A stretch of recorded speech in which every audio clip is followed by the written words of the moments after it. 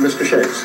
Thank you, Mr. Chairman. Thank you and Mr. Ranking Member for beginning these hearings in 2005. I felt the initiation of these hearings were spectacular in the sense that we finally got Major League Baseball to wake up and the other sports as well.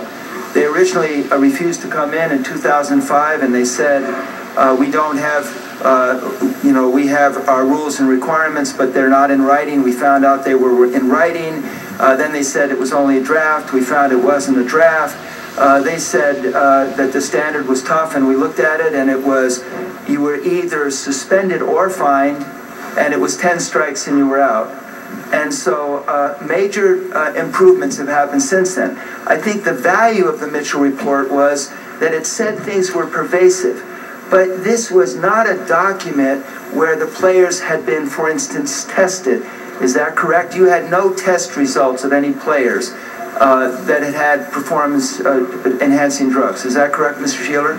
It's correct that we did not have any test results prior to 2005. In 2005, test results became public, right, but prior to that, we did not. But my point is, most of these players, it's accusations, it's slips, and so on. I'm not suggesting where there's smoke, there isn't fire. Sure. But this is not a document that sends people to jail.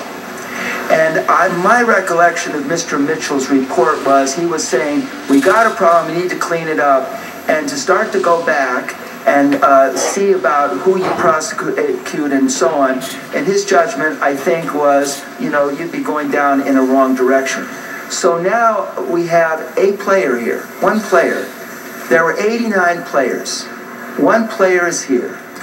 And he's here because everyone in this audience knows he is the icon in baseball. He's what brings all these cameras and all those people out there, in my judgment, were lining up like you're going to a Roman circus, seeing the gladiators fight it out. And so my view of this hearing is, this isn't where it's at. It's not where it's at. I mean, for you, Mr. Clemens, it's where it's at because it's your life. For you, Mr. McNamee, I believe some of what you say, but, it depends when. I view you as a police officer who was a drug dealer. And when I read your comment, to put it in context, the issue of steroids and performance-enhancing drugs in baseball was starting to pick up steam in 2000. While I liked and admired Roger Clemens, I don't think that I ever really trusted him. Maybe my years as a New York City police officer had made me wary. What a strange comment. If the players didn't ask, excuse me. I read that comment, and I think maybe a police officer would have made you not want to be a drug dealer, but instead it made you be wary of him. But I just had that sense that if this ever blew up and things got messy, and they're pretty messy, aren't they, Roger would be looking out for number one. Well, that's understandable. He's going to look out for himself. I viewed the syringes and evidence that would prevent me from being the only fall guy. So congratulations. You're not the only fall guy. Congratulations. I understand your concerns, but as far as your comment about a drug dealer, I only did what players asked, and it was wrong. Mr. McNamee, you are a drug dealer. You may, in the end... That's your opinion. No, it's not my opinion. You are dealing with drugs. Okay. You are dealing with illegal drugs. Tell me as a police officer how that isn't not being a drug dealer. That's your opinion. No, it's not my opinion. I'm asking you to tell me. Tell me how it's legal to do illegal things and you not call it what you were. You were dealing in drugs, weren't you? Dealing in them, yes.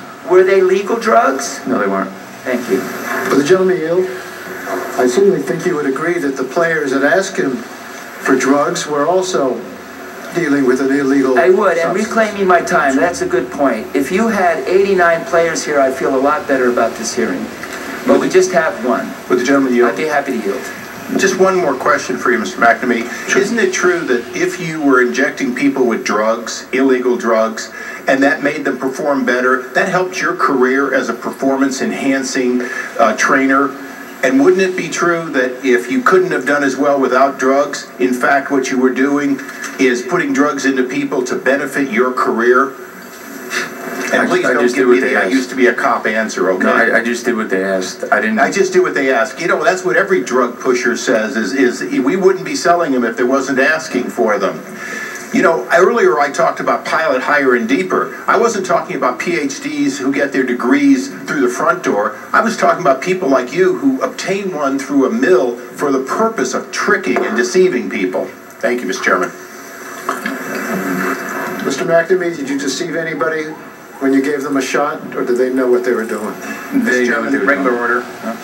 Mr. Chairman, Ms. regular order. Watson? Mr. Chairman, he deceived me. Well, that's your opinion too. Ms. Watson?